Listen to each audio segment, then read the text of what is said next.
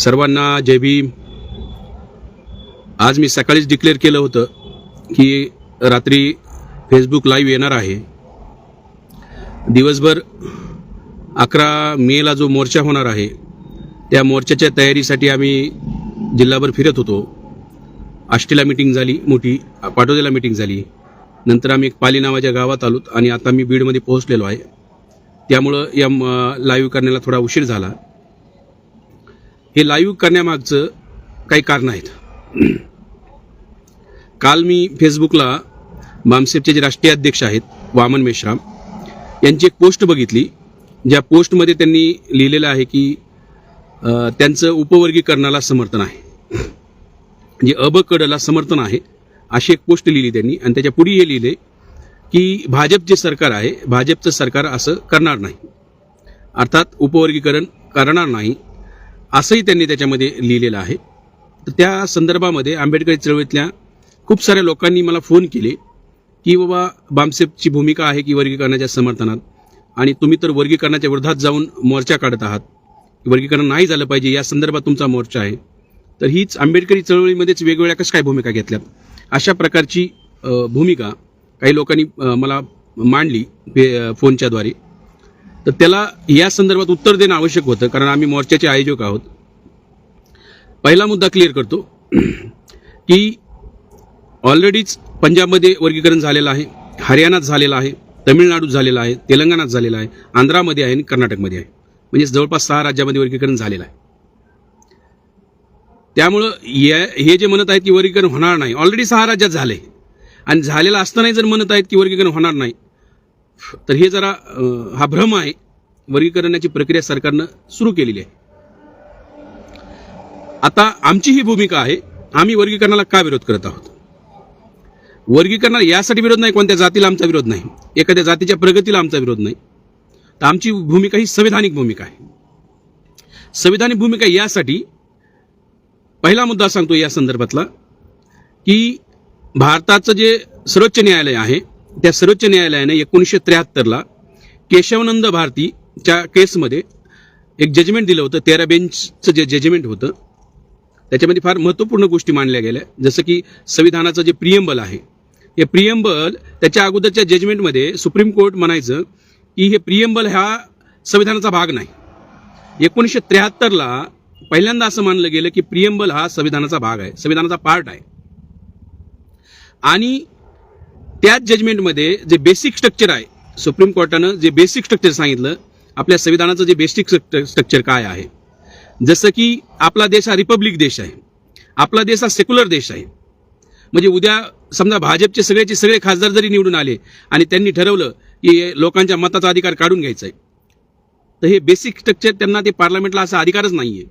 याची basic structure त्या जजमेंटमध्ये सांगण्यात आलं.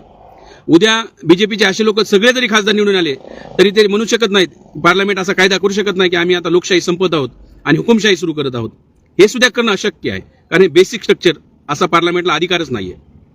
आमची ही भूमिका आहे की जे बेसिक स्ट्रक्चर आहे त्या बेसिक स्ट्रक्चरमध्ये इंडियाला फेडरल मांडलेलं आहे. इंडियाचं एक फेडरेशन आहे, म्हणजे एक केंद्र सरकार आहे, एक राज्य सरकार आहे. काही पावर राज्य सरकारला दिलेले आहेत, काही पावर केंद्र सरकारला दिलेले आहेत. संविधानामध्ये एक राज्याची लिस्ट आहे ज्याच्यावर राज्य कायदा करू शकतं, एक दुसरी एक लिस्ट आहे ती केंद्राची लिस्ट आहे ज्याच्यात केंद्र सरकार कायदा करू शकतं, आणि एक तिसरी लिस्ट आहे ज्याला कॉन्करंट लिस्ट म्हणतात, त्याला दोन्ही लोक कायदे करू शकतात. आता आर्टिकल 341 नुसार शेड्यूल कास्टला आरक्षण आहे आणि आर्टिकल 341 मध्ये स्पष्ट उल्लेख आहे, एखाद्या जातीला जर त्या लिस्टमध्ये टाकायचं असेल शेड्यूल कास्टच्या, ती जात हे केंद्र सरकार टाकू शकतं, पार्लमेंट करू शकतं, राज्याला अधिकार नाहीये. राज्य सरकार काय करू शकतं, तर तसा ठराव करून राज्यपालामार्फत ते राष्ट्रपतीला सादर करू शकतं. पण एखादी जात एससीच्या लिस्टमधून काढायची असेल किंवा एखादी जात एससीच्या लिस्टमध्ये टाकायची असेल, याचे सर्वस्वी अधिकार हे केंद्र सरकारला आहेत, अर्थात पार्लमेंटला आहेत.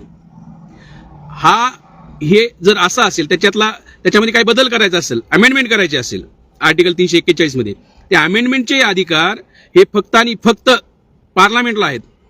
जर पार्लमेंटला हे जर अधिकार असतील आणि आपण राज्याचे अधिकार वेगळे आहेत, केंद्राचे अधिकार वेगळे आहेत, आणि आपल्या 1973च्या जजमेंटनुसार हे जे बेसिक स्ट्रक्चर आहे, या बेसिक स्ट्रक्चरचं व्हायलेशन केलेलं आहे या 1 ऑगस्ट 2024च्या जजमेंटनं. जो अधिकार केंद्र सरकारचा आहे वर्गीकरण जरी करायचं असेल तर वर्गीकरण करण्याचा अधिकार केंद्र सरकारचा आहे, राज्य सरकारचा नाहीये. ऍज पर दी कॉन्स्टिट्यूशन जर 341 तुम्ही कलम वाचलं, आर्टिकल वाचलं तर तुम्हाला ते लक्षात येईल. हे सगळं अधिकार पार्लमेंटचे आहेत. सुप्रीम कोर्टानं काय केलं, जे अधिकार पार्लमेंटचे आहेत ते अधिकार तुम्ही राज्याला द्यायला लागलात. मग ज्यावेळेस संविधान सभेमध्ये याच्यावर चर्चा झालेली आहे, याच्यावर डिबेट झालेला आहे, बाबासाहेब आंबेडकरांनी भूमिका मांडलेली आहे. कारण आहे त्याच्या मागं की राज्यामध्ये त्यातल्या डॉमिनंट कास्ट जे असतात त्या एससीच्या कास्टला काही गोष्टी अडचणीच्या ठरतील असे कायदे करू शकतात, एखाद्या त्यांच्या सोयीनुसार कोणाला काढतील ढकलतील काही करू शकतात. म्हणून शेड्यूल कास्टच्या संदर्भातला, शेड्यूल ट्राईबच्या संदर्भातला निर्णय घेण्याची अथॉरिटी ही पार्लमेंटला दिलेली आहे, राज्य सरकारला नाहीये. मग हे जर बेसिक स्ट्रक्चर आहे, या बेसिक स्ट्रक्चरचं व्हायलेशन झालेलं आहे. म्हणजे 13 जजेसनं जो निर्णय दिलेला आहे की बेसिक स्ट्रक्चर इंडियाचं, आपल्या संविधानाचं बेसिक स्ट्रक्चर मांडलेलं आहे, त्या 13 जजेसने 1973 दिलेल्या जजेसनं निर्णयाला आज हे जे 7 जजेस आहेत, या 7 जजेसनं काय केलेलं आहे, जे अधिकार पार्लमेंटचे आहेत ते अधिकार राज्याला देऊन टाकलेले आहे. म्हणून हे संविधानाबाह्य निर्णय आहे, हे संविधानाच्या विरोधातला निर्णय आहे, हा संविधानाच्या बेसिक स्ट्रक्चरच्या विरोधातला निर्णय आहे. म्हणून आमचा उपवर्गीकरणाला विरोध आहे. हे संविधानाच्या विरोधात जाऊन केलंय म्हणून हे करणं आहे. आता बामसेफच्या राष्ट्रीय अध्यक्षांनी डिक्लेअर करावं. हा जो निर्णय दिला 1 ऑगस्ट 2024 सुप्रीम कोर्टाने, हा निर्णय त्यांना काही संविधानिक आहे का? तुम्ही अबकडेचं समर्थन करायला लागलात, अबकडे समर्थन केलं पाहिजे अशी भूमिका मांडायला, भले तुमची स्ट्रॅटेजी असेल, अरे पण ते स्ट्रॅटेजी ही तुमच्या संविधान बाह्य चालली ना, संविधानाच्या विरोधात चालली ना. त्यामुळं आम्ही जो विरोध सुरू केलेला आहे याचं कारण आहे की हे संविधान बाह्य गोष्टी करत आहे सुप्रीम कोर्ट. आणि संविधान बाह्य जी गोष्ट आहे म्हणजे संविधानाच्या विरोधात जाऊन जो निर्णय दिलेला आहे त्या निर्णयाची अंमलबजावणी राज्य सरकार करायला लागले. म्हणजे राज्य सरकार सुद्धा संविधानाच्या विरोधात जाऊन काम करायला लागले. मग राज्य सरकार जर संविधानाच्या विरोधात जाऊन काम करत असेल आणि त्या अबकडे जर संविधान विरोधी काम असेल, त्या अबकडेचं समर्थन करणं हे संविधान विरोधी बाब नाहीये का? हे संविधान बाह्य गोष्टी झाल्यात ना. तुमच्या स्ट्रॅटेजीच्या नावाखाली, तुमच्या राजकारणाच्या नावाखाली, एखाद्या जातीचं तुष्टीकरणाच्या नावाखाली तुम्ही संविधान बाह्य गोष्टीचं समर्थन करायला लागलात. हा आमचा पहिला मुद्दा आहे. दुसरा मुद्दा हा आहे यामध्ये की एससीची जी लिस्ट आहे, भारतामध्ये जनगणनेची सुरुवात 1872 झाली. दर 10 वर्षांत जनगणना होत गेली. 1911 ज्यावेळेस जनगणनेचा मुद्दा आला त्यावेळेस 1911 मुस्लिम एक पुढारी आहेत, त्यांचं नाव आगा खान, यांनी मागणी केली की अस्पृश्य जातींची जनगणना वेगळी करा, त्यांचा काउंट हिंदूमध्ये पकडू नका, आदिवासींची जनगणना वेगळी करा.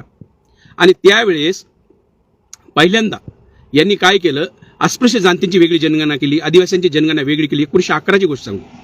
मग कोणत्या जातींना अस्पृश्यांच्या लिस्टमध्ये टाकायचे याचे 10 क्रायटेरिया निर्धारित झाले. क्रायटेरिया नंबर 1, ज्या जाती ब्राह्मणांच्या देवी देवतांना मानत नाहीत त्या जातीने एससीच्या लिस्टमध्ये टाकले. ज्या जाती ब्राह्मणाला गुरु मानत नाहीत त्या जातीने एससीच्या लिस्टमध्ये टाकले. ज्या जाती ब्राह्मणाकडून कोणताही क्रियाक्रम करून घेत नाहीत त्या जातीने एससीच्या लिस्टमध्ये टाकले. ज्या जाती गायीला पवित्र मानत नाहीत किंबहुना गायी कापून खातात त्या जातीने एससीच्या लिस्टमध्ये टाकले. म्हणजे बाबासाहेब आंबेडकर जे म्हणतात हा देशाचा इतिहास दुसरा तिसरा काही नसून ब्राह्मणवाद आणि बुद्धिझम आणि ब्राह्मणिझम मधला संघर्ष आहे. ही जी लिस्ट आहे ही ब्राह्मणवादाच्या विरोधातल्या जातींची लिस्ट आहे. ही जी लिस्ट आहे ही ब्राह्मणांच्या शत्रूंची लिस्ट आहे शेड्यूल. आणि या लिस्टला 1911 ही जनगणना झाली, जी 10 निकषावरती या सगळ्या जातींना 1935 शेड्यूल कास्ट म्हटलं गेलंय. आणि 1935 ज्यांना शेड्यूल कास्ट म्हटलंय त्यांनाच भारतीय संविधानाने आणि राष्ट्रपतीच्या ऑर्डरनं 1950 शेड्यूल कास्ट म्हणून डिक्लेअर केलंय. मग आमचा हा मुद्दा आहे, ज्या 10 निकषावरती ही शेड्यूल कास्ट लिस्ट बनलेली आहे त्या 10 निकषामध्ये हा निकष नाहीये की ज्या जाती शैक्षणिक मागासलेल्या आहेत ती एससी मध्ये राहील, ज्या जाती सामाजिक मागासलेल्या आहेत ती एससी मध्ये राहील, ज्या जाती आर्थिक मागासलेल्या आहेत ती, हे क्रायटेरियाच नाही. मग जो क्रायटेरियाच नाही, आर्थिक मागासलेपणाचा एससीचा क्रायटेरिया नाहीये, शैक्षणिक मागासलेपणाचा एससीचा क्रायटेरिया 10 जे मी सांगायलोय त्या 10 क्रायटेरियानुसार एससीची लिस्ट बनलेली आहे. मग जर कुणी म्हणाल की आज आम्ही शैक्षणिक मागासलेले आहोत म्हणून आम्हाला उपवर्गीकरण करणार, अरे पण एससीची लिस्ट शैक्षणिक मागासलेल्या आधारावर बनलेलीच नाही. एससीची लिस्ट आर्थिक आधारावर मागासलेल्या याच्यावरती बनलेलीच नाही. बघा भारतीय संविधानाचा आर्टिकल 340 जे ओबीसी साठी आहे, those who are socially and educationally backward. OBC हे सोशली अँड एज्युकेशनली बॅकवर्ड आहेत. त्यामुळे जे शैक्षणिक ओबीसीची जी लिस्ट आहे ना ही सामाजिक मागासलेल्या लोकांची लिस्ट आहे, त्यासोबतच शैक्षणिक मागासलेल्या लोकांची लिस्ट आहे. त्यामुळे तिथं तुम्ही वर्गवारी करू शकता ओबीसी मध्ये, कारण ओबीसी हा हेट्रोजिनियस समूह आहे, होमोजिनियस नाहीये. भटके विमुक्त बी आहेत, गावामधला माळी आहे, कुणबी आहे, गावाबाहेरचे लोक आहेत, गावामधले बी आहेत, 12 बलुतेदार बी आहेत, वारिक बी आहेत, नावी बी आहेत. त्यामुळे ती हेट्रोजिनियस लिस्ट आहे. त्यामुळे तुम्ही ओबीसीची वर्गवारी ही संविधानाला धरून आहे, परंतु शेड्यूल कास्टची वर्गवारी ही संविधानाला धरून नाहीये. हे संविधानाला धरून नाहीये, कारण ज्या आधारावरती ही लिस्ट बनलेली आहे ते ऐतिहासिक आधार आहेत यासाठी. इनफॅक्ट माझं तर आमचं पुढचं हे म्हणणं आहे की आम्ही बॅकवर्डच नाहीत. शेड्यूल कास्टचा अर्थ बॅकवर्ड होत नाही. शेड्यूल कास्ट अनुसूचित जाती, बॅकवर्ड हे ओबीसी लोक आहेत, अदर बॅकवर्ड क्लास, त्यांच्या नावात बॅकवर्ड आहे, आमच्या नावात कुठं बॅकवर्ड आहे? आम्ही अनुसूचित जाती आहेत. आणि अनुसूचित जातीच्या मी जे 10 क्रायटेरिया सांगितले त्याच्यात कोणताच बॅकवर्डचा क्रायटेरिया नाहीये. म्हणजे those who are educationally backward हा क्रायटेरियाच नाहीये एससीच्या लिस्टचा. सोशली बॅकवर्ड हा क्रायटेरियाच नाहीये. आर्थिक बॅकवर्ड हा क्रायटेरियाच नाहीये. त्यामुळे आम्ही मागासवर्गीय नाहीत. पहिल्यांदा तर शेड्यूल कास्टच्या लोकांनी डोक्यातून काढून टाकलं पाहिजे की आम्ही मागासवर्गीय आहेत. आम्ही बिलकुल मागासवर्गीय नाहीत. We are schedule caste. आम्ही मागासवर्गीय नाहीत. आपल्या ज्या कर्मचारी संघटना असतात त्याच्या नावामध्येच असतंय बॅकवर्डनेस, मागासवर्गीय कर्मचारी संघ. आणि मागासवर्गीय म्हणजे कोण गावात जर गेलं तर म्हणजे मागासवर्गीय लोक ते मारवाड्याकडे बोट करते. अरे गावात बोट करणं, बॅकवर्ड लोक गावात राहतात. आम्ही एससीचे लोक आहेत, आम्ही बॅकवर्डच नाहीत. तर ही जी बाब आहे त्यानुसार हिस्टॉरिकली बी एससीचं उपवर्गीकरण करता येत नाही, कारण होमोजिनियस आहे हा समूह. ज्यावेळेस आंध्र प्रदेशमध्ये अबकडं केलं त्याला सुप्रीम कोर्टात खेचलं आणि 2004ला निर्णय दिला ईव्ही चेन्नई केसमध्ये. त्या ईव्ही चेन्नई केसमध्ये सुप्रीम कोर्टानं म्हटलं की हा होमोजिनियस समूह आहे. आणि 20 वर्षांतर सुप्रीम कोर्ट पलटलं. 20 वर्षांतर सुप्रीम कोर्टमध्ये नाही, हेट्रोजिनियस आहे, महार मांगापासून वेगळा आहे, मांग चांबारापासून वेगळा आहे, चांबार ढोरापासून वेगळा आहे. अरे मग महाराष्ट्रात 59 जाती आहेत, 59 जात वर्ग करा ना. अबकड 4च कशाला करतात? प्रत्येक जात वेगळे आपल्यापासून वेगळी आहे. आता जर वर्गवारी तुम्ही 4च का करायला लागले? मग प्रत्येक जात आपल्यापासून हेट्रोजिनियस आहे. अरे बाबांनो, सुप्रीम कोर्टाने लक्षात घ्यायला पाहिजे की ज्या 10 निकषावरती ही शेड्यूल कास्टची लिस्ट बनली त्या 10 निकषामध्ये पॅरामीटरमध्ये सगळे होमोजिनियस आहेत. या सगळ्यांसोबत ऐतिहासिक पद्धतीने विटाळ झालेला आहे, अस्पृश्यतेचा व्यवहार झालेला आहे. या सगळ्या ब्राह्मणांच्या शत्रू जातींच्या लिस्ट आहेत. मग हे सगळं असताना सुद्धा त्यामुळे आमचा उपयोग करण्याला विरोध आहे, कारण हे संविधान बाह्य बाब आहे. जरी पार्लमेंटला अथॉरिटी असेल उपवर्गीकरण करण्याची तरी सुद्धा पार्लमेंट हे करू शकत नाही, कारण उपवर्गीकरण करणं हा वेगळा मॅटर आहे. मग तरी सुद्धा जो 2003ला सरकारनं, महाराष्ट्र सरकारनं मातंग समाजाच्या शैक्षणिक आणि सगळ्याच गोष्टीचा आर्थिक बाबीचा तपासणी करण्यासाठी एक आयोग बसवला, लहुजी साळवे मातंग समाज अभ्यास आयोग. या 2003ला बसला, 2008ला रिपोर्ट आला. त्या रिपोर्टमध्ये काय आहे, 82 शिफारशी केल्या होत्या. त्या 82 पैकी सरकारनं 68 शिफारशी स्वीकारल्या, 14 शिफारशी नाकारल्या संविधान बाह्य म्हणून. त्या 68 पैकी एक आहे अबकड करणे, त्या 68 पैकी एक आहे 5% मातंग समाजाला आरक्षण देणे, त्याच्यापैकी एक आहेत. परंतु बाकीच्या ज्या शिफारशी आहेत, जसं की ज्या मातंग व्यक्तीला हे नाही, स्वतःचं घर नाही, त्याला पक्क घर बांधून द्यावं सरकारनं. आमचं काहीच म्हणणं नाही, ऑब्जेक्शन नाही, घर बांधून दिलं पाहिजे. ज्यांच्याकडे जमीन नाही त्या प्रत्येक मातंग माणसाला 5 एकर जमीन दिली पाहिजे, पडीक जमीन, किंवा 2.5 एकर बागायती जमीन दिलं पाहिजे. आमचा काही प्रॉब्लेम नाही, त्यांचा आर्थिक विकास होईल. गॅस एजन्सिया दिल्या पाहिजे, रॉकेल एजन्सिया दिल्या पाहिजे, राशन दुकान दिले पाहिजे, याशाही शिफारशी आहेत. बिझनेस करण्यासाठी लोन दिलं पाहिजे बँकेनं, अशी शिफारस आहे. अण्णाभाऊ साठे जे महामंडळ आहे त्या महामंडळाला बाकीच्या गोष्टी दुरुस्त केल्या पाहिजे, त्यांना बजेट दिलं पाहिजे, त्यांना फंड दिलं पाहिजे, अशी शिफारशी आहेत. आमचं म्हणणं नाही करा म्हणून. शैक्षणिक शिफारशी आहेत, प्रत्येक तालुक्यामध्ये मातंग मुलांसाठी हॉस्टेल चालू करा, आम्हाला काही प्रॉब्लेम नाही, करा. एमपीसीचे सेंटर करा, युपीसीचे सेंटर करा, फॉरेनला मातंग पोरांना पाठवा, स्कॉलरशिप द्या. या सगळ्या गोष्टीला आमचं समर्थन आहे. फक्त अबकडला विरोध आहे, कारण अबकड हे आंबेडकरी तत्वात बसत नाही. अबकड हे संविधानाच्या तत्वात बसत नाही, हे संविधानिक नाही, म्हणून आमचा विरोध आहे. बाकीच्या 68 पैकी 66 बाबीला आमचं समर्थन आहे. मला सांगा, नोकरीमध्ये तुम्ही डेप्युटी कलेक्टर व्हायला वर्गीकरण करून मातंग समाजाला काही कोटा देणार? अरे पण डेप्युटी कलेक्टर होण्यासाठी पहिली ते 10वी शिकावं लागेल, 10वी ते 12वी शिकावं लागेल, 12वी ते ग्रॅज्युएशन व्हावं लागेल, ग्रॅज्युएशन मग नंतर एमपीएससी तयारी करावं लागेल. हे सगळं क्वालिटी एज्युकेशन त्यांना द्या ना अगोदर. त्याचं काहीही मागा नाही. आणि जे कोणी RSSच्या नादी लागलेले आहेत नेते, ते नेते एकच मागणी करायलेत, अबकड. आणि ही जी RSSची मागणी आहे, सध्या RSSच्या नादी लागलेले लोक अबकड मागणी करायला लागलीत. आणि जर बामसेफचे राष्ट्रीय अध्यक्ष जर असं बोलत असतील, मग तुम्ही कोणती स्ट्रॅटेजी आखायला लागलात? जी RSSची भूमिका आहे संविधान बाह्य, जी सुप्रीम कोर्टाची भूमिका आहे संविधान बाह्य, जी महाराष्ट्र सरकारची भूमिका आहे संविधान बाह्य, आणि तुम्ही समर्थन करायला अबकडचं, आणि संविधानानुसार करता येत नाही. मग तुम्ही संविधान बाह्य कशा काय गोष्टी बोलायला लागलात? समाजामध्ये रोष आहे. अहो, सर्वसामान्य लोकांना कळायला लागले शेड्यूल कास्टच्या की उपवर्गीकरण हे आंबेडकरी तत्वात बसत नाही. बामसेफच्या राष्ट्रीय अध्यक्षांना डिक्लेअर करावं, कसं बसतं हे सांगावं. आमचे प्रश्न आहेत. हे संविधानात कसं बसणार आहे? संविधानिक बाब कशी आहे हे बी सांगावं लोकांना. आणि जर तुम्ही अबकडचं समर्थन करता तर अबकडच कशाच्या आधारावर करायला लागलात? ते संख्येच्या आधारावर राहणार आहे का आणखी कोणता आधार आहे हे बी तुम्ही डिक्लेअर करा ना. अरे अबकडे तर तुम्ही जाहीर समर्थन करायला लागलात. अहो, इथं आंबेडकरवादी मातंग लोक विरोधात बोलायला लागलेत. तो लंडनमध्ये आमचा प्रशांत रणदिवे नावाचा एक मुलगा आहे प्रशांत, तो लंडनमधून विरोध करायला लागलाय मातंग असून, कारण आंबेडकरी तत्वात बसत नाही म्हणून. आणि तुम्ही डायरेक्ट समर्थन करायला लागले. तर ह्या बाबी सरासर चुकीच्या आहेत. आणि आमची जी भूमिका आहे ही संविधानाच्या समर्थनातली भूमिका आहे. जे काही बाबी संविधानाच्या विरोधात असेल, सुप्रीम कोर्ट सुप्रीम नाहीये. मेश्राम साहेबच बोलतात ना भाषणामध्ये, सुप्रीम कोर्ट सुप्रीम नाही, संविधान सुप्रीम आहे.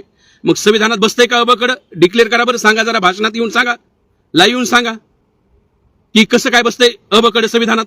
आर्टिकल 341 कुणासाठी राज्य सरकार कसं काय करू शकते? अरे कलेक्टरच्या ऑर्डरमध्ये तलाट्याला अधिकार असतो का बदल करायचा? हे तर फेडरल स्ट्रक्चरचे उल्लंघन व्हायला ना सुप्रीम कोर्टामार्फत. तुमची भूमिका ही मला माहित आहे. मी तुमच्यासोबत काही काळ काम केलेलं आहे. मला आठवत आहे 2016ला ज्यावेळेस इथं बीडला मी एक कार्यक्रम घेतला होता. मी आयोजक होतो या कार्यक्रमाचा. आणि अजिंक्यभाई चांदणे तुमच्या बाजूला बसलेले होते. अजिंक्यभाई चांदणेनं तुमच्या कानात विचारलं अबकडवर बामसेफची काय भूमिका आहे. तर तुम्ही म्हणालात की सिद्धार्थ मला बोलवून घेतला तर मला त्यांना समजून सांग. मी दुसऱ्या दिवशी अजिंक्यभाईला घरी जाऊन ही आपली भूमिका सांगितली होती बामसेफची. आता मला सांगा, ज्यावेळेस ही भूमिका होती 2016ला तेव्हा सुप्रीम कोर्टाचा निर्णय नव्हता, कारण त्याच्या अगोदरचा निर्णय होता 2004चा. आणि 2004 मध्ये सुप्रीम कोर्टानं राज्याला अधिकारच नाहीत अबक करण्याचा हा निर्णय दिला होता. त्यामुळे तुम्ही जी स्ट्रॅटेजिकल भूमिका मांडली होती त्या काळात बरोबर होती की अबकरण होणार नाही, फक्त सरकारला भांडणं लावायचे. जर भांडणं लावायचे असेल तर आपण म्हणत राहा, नाही आमचा काही विरोध नाही, करून टाका. ही त्या काळात भूमिका साहजिक होती. पण आज 2024ला सुप्रीम कोर्टाचं जजमेंट आलंय. त्याच्यानंतर 2.5 महिन्याचा वेळ घेतला आणि आनंद बदर कमिशन बसवलं. त्या कमिशनने ह्या मार्च महिन्यामध्ये रिपोर्ट दिला. त्या रिपोर्टवरती एक मंत्रिमंडळात चर्चा झाली 1 एप्रिलला, लगेच 15 तारीख दिली, नंतर लोकांचा रोष बघून 30 एप्रिल दिली. हरकती मागवण्यात आल्यात. सरकार सगळ्या गोष्टीसाठी तयार आहे आणि असं सगळं तयार वर्गीकरण करण्याच्या सरकार पूर्णपणे तयारीत आहे. आणि त्यावेळेस जर तुम्ही म्हणालात आमचं समर्थन आहे, तर तुम्ही आंबेडकर चळवळ चालवायलात का काय करायला लागलात? हे आंबेडकरी विचारात बसतंय का, बाबासाहेबांच्या विचारात बसतंय का हे बी डिक्लेअर करा ना. आणि उपवर्गीकरण झाल्यानं मातंगाचा काय फायदा होणार हे बी डिक्लेअर करा. तुमच्या भूमिकेमुळे समाजामध्ये संभ्रम निर्माण होत आहे. RSS उपवर्गीकरण करायला तुम्ही त्याचं समर्थन करायला लागलात. तुमची काय भूमिका वेगळी आहे? ही भूमिका तपासा, परत एकदा विचार करा. समाज तुम्हाला या भूमिकेला माफ करणार नाही. समाज विरोधात उभा आहे. अख्ख्या महाराष्ट्रामध्ये बौद्ध समाजाचं म्हणणं आहे की हे आंबेडकरी तत्वात बसत नाही, वर्गीकरणाला विरोध होत आहे. कोणत्या नेत्याला नाही, समाजाने ही मुवमेंट हातात घेतली. कोणत्या नेत्याचं ऐकायला तयार नाही समाज. बरं, आनंद बदर कमिशनचा रिपोर्टच आणखी आला नाही. तुम्ही कशाच्या आधारावर समर्थन करायला लागलात? तुमच्याकडे कोणता इम्पेरिकल डेटा आहे? एबकडे झालं पाहिजे तुम्ही म्हणायला लागलात. कोणत्या इम्पेरिकल डेटाच्या आधारावर तुम्ही बोलायला लागलात? हे सगळं जर असं जर राहिलं तर तुमच्या ह्या भूमिकेमुळं समाजाचं नुकसान होत आहे. आणि हेच कारण आहे, तुम्हाला सांगतो, बामसेफच्या राष्ट्रीय अध्यक्षांना तुम्हाला जनसमर्थन का मिळत नाही, तुमच्या मागे लोक का नाहीत महाराष्ट्रामध्ये, याचं कारण आहे की तुमच्या असल्या भूमिका असतात. ऐन टाइमाला तुमची भूमिका विचित्र होऊन जाते. आज सगळा समाज एक व्हायला लागलाय वर्गीकरणाच्या विरोधामध्ये आणि तुम्ही लगेच पोस्टमेंट टाकला आमचं समर्थन आहे. अरे मग त्या कसबेच्या भूमिकेमध्ये तुमच्या भूमिकेमध्ये काय फरक आहे? त्या गोरखेच्या भूमिकेमध्ये तुमच्या भूमिकेमध्ये काय फरक आहे? काहीच फरक नाही ना. तर ही बौद्ध समाजाच्या आणि एकंदरीत एससीच्याच लोकांच्या विरोधात तुमची भूमिका आहे. त्यामुळं आम्ही जो विरोध करत आहोत हा संविधानिक मार्गाने करत आहोत आणि ते संविधान बाह्य निर्णय म्हणून करत आहोत. तुम्ही जे करत आहात तुम्हाला राजकारण करायचंय. तुम्हाला वाटत असेल की मातंग समाज तुमच्या पाठीशी उभा राहील, पण तुमच्या संघटनेमध्ये जे तुमचं मातंग समाजाचं जे संघटन आहे त्या कित्येक लोकांशी माझं बोलणं होतंय. ते म्हणतायत की वर्गीकरण नाही झालं पाहिजे. आणि आम्ही त्यांना विचारलं तुमच्या नेत्याची काय भूमिका आहे, ते म्हणजे आमची जी भूमिका ती नेत्याची भूमिका, आणि नेत्यानं तर विरोधात भूमिका घेतली. आता काय करणार? मग त्यांच्या बी अडचणी वाढवायच्यात तुम्हाला. म्हणजे आंबेडकरी विचारानं जे मातंग तरुण भूमिका मांडताय तुमच्या संघटनेतली, त्यांना तुमच्या भूमिकेमुळे अडचणीत आणलात तुम्ही. सरासर हा तुमचा जो बामसेफनं घेतलेला हा जो निर्णय आहे याचा पुनर्विचार करा. तुम्हाला लोक बुद्धिवादी मानतात. अबकडचा निर्णय हा संविधानाच्या विरोधातला निर्णय आहे. तुम्हाला त्याच्यातलं फक्त राजकारण दिसायले, परंतु ही वेळ राजकारणाची नाहीये. सरकार जर विरोध नाही केला तर सरकार करण्याच्या ते 100% लागू करणार आहे अबकड. आपल्याला विरोध करण्याशिवाय कोणता पर्याय नाही. जे पिटिशन रिव्ह्यू पिटिशन दाखल झालं होतं सुप्रीम कोर्टात, ते सुप्रीम कोर्टाने खारिज केलंय. त्यामुळं सुप्रीम कोर्टात जाण्याचे मार्गच आपले बंद झालेत. दुसरा मार्ग होता आमदाराकडे जाणे. पण शेड्यूल कास्ट आमच्या आता केजची जी आमदार आहे बीड जिल्ह्यातली, ती नमिता मुंदडा आहे, ती बीजेपीची आमदार आहे. ती काय देवेंद्र फडणवीसच्या विरोधात बोलन का? अहो 29 आमदार आहे, एक आमदार तोंड उघडायला तयार नाही.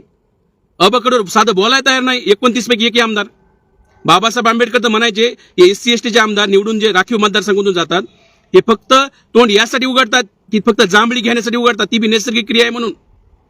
नाही तर बिलकुल ते उघडीत नाहीत, तोंड सुद्धा उघडीत नाहीत. 29 आमदार आहेत आमचे शेड्यूल कास्ट, एकही उपवर्गीकरणाच्या संदर्भात बोला नाही, तोंड उघडी नाही. मग हे सगळं जे चालू आहे, हे वास्तविक परिस्थितीत जाणा. कोणत्या तरी 1857च्या ह्याच्यात राहू नका. आणि तुम्ही भूमिका घेतल्यामुळे समाजामध्ये संभ्रम निर्माण व्हायला लागलाय. त्यामुळे मी हा लाईव्ह बोलत आहे. तुमचं त्याग बलिदान सगळं आम्हाला माहित आहे, मान्य बी आहे. तुम्ही अख्खे तारुण्य लावलं त्या समाजासाठी, हे बी मान्य आहे. पण याचा अर्थ आहे काय समाजविरोधी भूमिका घ्यायचा तुम्हाला अधिकार आहे म्हणून? शेड्यूल जर वर्गीकरण झाल्यानंतर शेड्यूल कास्टमध्ये तुकडे होतील. मला सांगा, अ ब क ड झालं, अ मध्ये महारांना टाकले, बौद्धांना टाकले, ब मध्ये मातंगांना जर टाकलं, असं जर झालं, उद्या जर मातंग समाजावर अन्याय झाला तर बौद्ध समाज येणार आहे का तिथे? अरे कायमची विण उसवली जाणार आहे ना. का तुम्हाला हे अपेक्षित, तुम्ही वर्गीकरण समर्थन यासाठी करायलात का? कायमचं SC मध्ये विभागणी होईल. अहो अन्याय अत्याचार झाला तर जाणार नाही. रोहित विमला कोण आहे आम्हाला माहित नाही. हैदराबादचा तो रोहित विमला त्या युनिव्हर्सिटीमध्ये हे केला. फक्त तो दलित आहे, तो शेड्यूल कास्ट आहे म्हणून आमच्या तळपायच्या मस्तकाला जाते. फक्त शेड्यूल कास्ट म्हणल्यामुळे आमच्या तळपायच्या मस्तकाला जाते. आणि जर अबकडं झालं तर उद्या हे म्हणते ते अ मधला आहे का ब मधला आहे क मधला आहे ते बघितलं जाईल ना. ते कोणत्या कास्ट आहे नंतर बघू, त्याच्यावर काय करायचं आणि काय नाही. तर ही शेड्यूल कास्टमधलं जे ऐक्य आहे, शेड्यूल कास्ट ज्या गोष्टीवर एक होतो त्या गोष्टी संदर्भात तुम्ही म्हणालात अबकडचं समर्थन आहे. महाराष्ट्रामध्ये बौद्ध समाज 1 करोडपेक्षा जास्त आहे. तो 1 करोड जो बौद्ध समाज आहे तो तुम्हाला साथ या बाबतीत देणार नाही. तुम्हाला मतं पाहिजे असेल, काहीतरी तुमचं राजकारण असेल किंवा काय तुम्हाला माहित नाही तुम्ही काय कामून असं बोलायला लागलात, किंवा तुमची पहिली भूमिका होती पण पहिली भूमिका स्ट्रॅटेजिकल आहे. आता भूमिका घेणं एक सरळ नुकसानकारक आहे. तुम्हाला आता दूध का दूध पाणी का पाणी खरी भूमिका घ्यावी लागेल. काय तुमच्या मनात आहे? जर तुम्ही अबकडचं समर्थन करायला तर माझे काही प्रश्न आहेत, ते प्रश्न ऐका. आणि समाजालाही माझी विनंती आहे की यांना हे प्रश्न विचारले पाहिजे. नुसतं चंदा गोळा करत फिरवू नका. महाराष्ट्रातून सगळा पैसा गोळा करायचा, बौद्धाकडून पैसा गोळा करायचा आणि त्यांच्या विरोधात भूमिका घ्यायच्या. हे आम्ही गोळा करून दिलाय म्हणून बोलायला लागलोत, आम्ही वेळ दिलेला आहे म्हणून बोलायला लागलोत. हे सरळ माझे हे प्रश्न आहेत. नंबर 1चा प्रश्न आहे, अबकडचं तुम्ही समर्थन करायला लागलेत, कोणत्या डाटाच्या आधारे करायला, कोणता एम्पिरिकल डाटा आहे तुमच्याकडे? हा पहिला प्रश्न आहे. दुसरा प्रश्न आहे, अबकड हे करण्याचा अथॉरिटी राज्य सरकारला आहे की केंद्र सरकारला आहे, हे बी एकदा स्पष्ट करा. तिसरा प्रश्न, आंबेडकरी तत्वात बसते का हे अबकड करणं? हे आंबेडकरी तत्वात बसते का? आंबेडकर वादात बसते का? याचंही उत्तर द्या. आणि चौथा प्रश्न, वर्गीकरण केल्याने मातंगाची उन्नती होणार आहे का खरंच? याचंही खरं उत्तर द्या. 5वा प्रश्न, अबकड करा म्हणाले तर काय तुमचा फॉर्म्युला आहे नेमका? कशाच्या आधारावर तुम्ही अबकड म्हणायला लागलात? म्हणजे संख्येच्या आधारावर आहे की आणखी काय, कोणता फॉर्म्युला आहे तुमचा? आता तुम्ही एवढं देशव्यापी संघटन चालवता, तुमच्याकडे काहीतरी फॉर्म्युला असेल ना. आणि तुम्हाला बोलणं होत नसेल, तुमच्या कार्यकर्त्याला बोलायला हवा, काही प्रॉब्लेम नाहीये. पण समाजामध्ये संभ्रम निर्माण करू नका. तुमची योग्य भूमिका समाजामध्ये जाऊ द्या. ह्या भूमिकेमुळं समाजामध्ये प्रश्न निर्माण झालेले आहेत. बघा, अबकड झालं आणि नाही झालं काय तुम्हाला काय ह्याचं येणार नाही, पण समाजाचं नुकसान आहे, लक्षात घ्या. हा जो खेड्यामध्ये राहणारा मारवाड्यातला माणूस, मागवड्यातला जो माणूस आहे ना, हे कायमचे तुटणार आहेत. यांचं जे हे आहे, सगळ्या प्रॉब्लेम निर्माण होणार आहेत. त्यामुळं कृपया आमची विनंती आहे तुम्हाला, ह्या आमच्या प्रश्नाचे एक तर उत्तर द्या, नाही तर तुमच्या जी भूमिका घेतलात त्याचा पुनर्विचार करा. आणि पुनर्विचार करून जर तुमची तीच भूमिका राहिली तर काही वेगळं सांगायची गरज नाहीये. तुम्हाला काही जनसमर्थन बी नाहीये. मी तुमच्यावर बोलावं एवढं तुमच्याकडे महाराष्ट्रामध्ये जनसमर्थन बी नाहीये. पण समाजातल्या लोकांना मानतात की बाबा असं सगळेच लोक विरोधात आहेत, हे कोण माणूस आला जे बोलायला लागलाय, अबकडचं समर्थन आहे म्हणून यावर बोलणं आवश्यक होतं. ड्यू रिस्पेक्ट, तुमचा सन्मान करून आम्ही भूमिका मांडायला लागलो. कृपया करून समाजाच्या विरोधात जाऊ नका. शेड्यूल कास्ट ऐक्य अबाधित ठेवा. अबकडला विरोध झालाच पाहिजे, कारण ते संविधान बाह्य गोष्ट आहे. मला सांगा, तुम्ही कांशीरामजीचं उदाहरण तुमच्या केडर कॅम्पमध्ये सांगता की काय UP मध्ये झालं आणि म्हणले कांशीरामजी असं करा. की भंगी समाज मागत होता, तर ते म्हणले की मी सर्वात मोठा नेता आहे आणि सगळं आरक्षण सांबाराचं भंगी समाजाला देऊन टाका. आणि असं झालं आणि ते भांडणं मिटले असं तुम्ही सांगितलं. मग साहेब मला हे सांगा, पंजाबमध्ये वर्गीकरण झालंय ही फॅक्ट आहे ना, भंगी आणि चांबारामुळे झालं ना, ते 2 जातीच्या वादामुळं. हरियाणामध्ये झालं ही फॅक्ट आहे ना, आंध्रात झालंय. त्यामुळे होणार नाही हे तुम्हाला जे वाटतंय, तुम्ही म्हणतात की हे करणार नाहीत, म्हणजे करणार नाही म्हणजे तुम्हाला सांगायचं काय देवेंद्र फडणवीस करावंच म्हणून तुम्ही म्हणायला काय करणार नाही का? तुम्हाला कसं काय माहिती करणार नाही जर 6 राज्यात केले त्यांनी तर? बघा, अगोदर हे काँग्रेसनं हत्यार आपल्यामध्ये भांडणं लावण्यासाठी वापरलं शेड्यूल कास्टचं. आज बीजेपी ते हत्यार वापरायला लागले, कारण त्यांना माहित आहे बौद्धांचं जे गोष्टी आहेत, बौद्धांमध्ये बौद्ध लोक बीजेपीला मतदान करणार नाहीत, कमळाचं बटन दाबणार नाहीत. त्यामुळं जे हिंदू मातंग आहेत आणि बाकीच्या छोट्या मोठ्या ज्या जाती आहेत त्या त्यांच्या गळाला लागतील, 2-3% गळाला लागतील.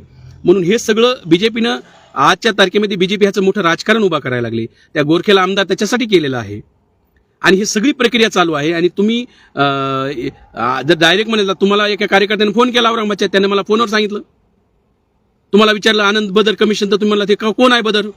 हे केंद्र सरकारची कमिटी आहे का राज्य सरकारची कमिटी आहे? असं तुम्ही त्यांना बोललात. म्हणजे तुम्हाला काय घडायला महाराष्ट्रात हे सुद्धा माहित नाही. त्या बदरचं काय आहे, त्या बदर कुठे गेला होता, कुठे रिपोर्ट नाही त्याचा आणखी पब्लिश. अहो, ते बदर मिस्टर इंडिया आहे. ते मिस्टर इंडियाचं बटन जशी घड्याळ असते गायब होऊन, तो आमच्या बिडात आला नाही, तो जालन्यात आला नाही, तो औरंगाबादला आला नाही, तो मराठवाड्यात कुठंच नाही आला, तो महाराष्ट्रात कुठंच नाही फिरला आणि डायरेक्ट अहवाल सरकारला दिलाय त्यांनी. मग आम्ही मान्य केलं ते अगोदर अहवाल तर डिक्लेअर करा, मग आम्ही त्याच्या सूचना मांडू त्याच्यामध्ये. यावर तुमची काही भूमिका नाही. त्या बदर समितीचं काय करायचं याच्यावर तुमची भूमिका नाही. आणि डायरेक्ट उठलं आणि ते डायरेक्टच सांगायचं. हे बघा, खूप सारे लोक लिहायला लागलेत की ते काही तुम्हाला सिरियस घेऊ नका. तुम्हाला सिरियसचा मुद्दा नाहीये, तुमच्या मागे जनसंमत बी नाहीये. उगाच प्रत्येक जिल्ह्यामध्ये 2-4 लोक तुमच्याकडे राहिलेले आहेत. सगळे लोक तुम्हाला सोडून गेलेत हे मला माहित आहे. मी बी तुमच्यासोबत होतो, त्यामुळे मला माहित आहे ना तुमचं सगळं. एक माणूस राहिला नाही तुमच्याकडं, एक माणूस राहिला नाही शिल्लक तुमच्याकडं.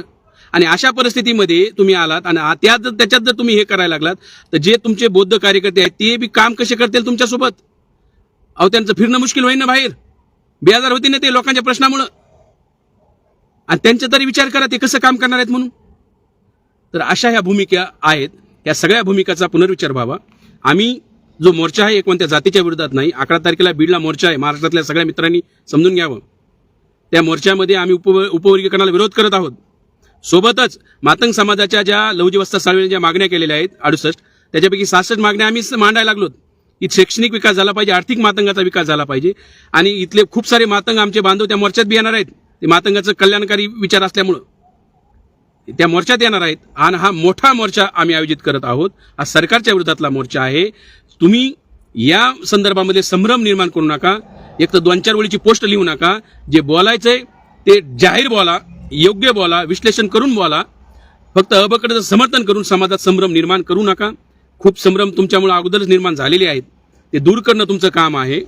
तर ते बौद्ध समाजाच्या एकतर जेवढे शेड्यूल कास्टचे लोक आहेत, आता चर्मकार महासंघ म्हणाले वर्गीकरण नको, तो ह्याचे होलार जातीचे लोक म्हणाले आम्हाला वर्गीकरण नको, महाराष्ट्रातले भंगी जातीचे लोक म्हणाले आम्हाला वर्गीकरण नको, ढोर जातीचे लोक म्हणाले आम्हाला वर्गीकरण नको, आणि तुम्ही म्हणाले वर्गीकरण पाहिजे.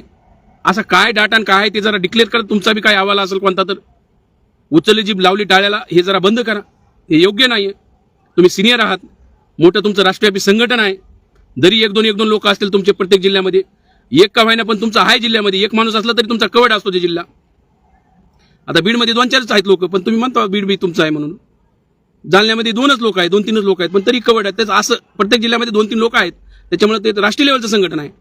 आणि मग हे राष्ट्रीय लेवलच्या संघटनेने जर अशा भूमिका घेतल्या तर ही तुम्ही उलट प्रश्न विचारले पाहिजे. बाळासाहेब आंबेडकरांनी प्रश्न विचारला ना, हे बदरचा अहवाल कोणत्या सायंटिफिक पद्धतीने सादर केलेला आहे, काय केलंय त्या बदरनं, कसा अहवाल बनवलाय, याच्यावर प्रश्न उपस्थित केले पाहिजे. ते दिलंय सोडून आणि अबकड्याचं समर्थन. हे सगळं धंदे बंद करा. समाज आज आमच्यासारखे पोरं सगळे जागृत आहेत, त्यांना कळायला लागले काय चालू आहे आणि काय नाही.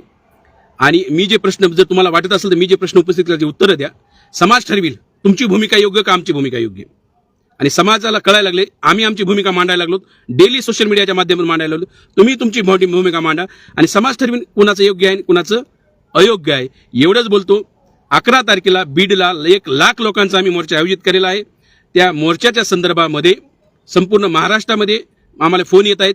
आजूबाजूच्या जिल्ह्यातून लोक म्हणत आहेत की आम्ही त्या मोर्चाला येऊ. तुम्ही त्या लोक मोर्चाला, बीड जिल्ह्यातील तुमचे जे कोणी मित्र आहेत, जे कोणी आहेत, त्यांनी त्या मोर्चात यावं आणि या उपवर्गीकरणाला विरोध दर्शवा. बघा, आपल्याकडे कोणताही मार्ग शिल्लक नाहीये.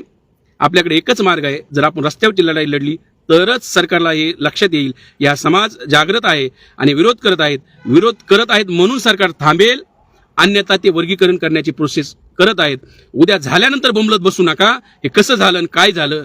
व्हायच्या अगोदरच आम्ही सांगायलो, आताच विरोध दर्शवा, तरच हे रोखलं जाईल, अन्यथा नंतर पश्चातापाची वेळ येईल. एवढंच सांगतो आणि थांबतो. जय भीम, जय भारत.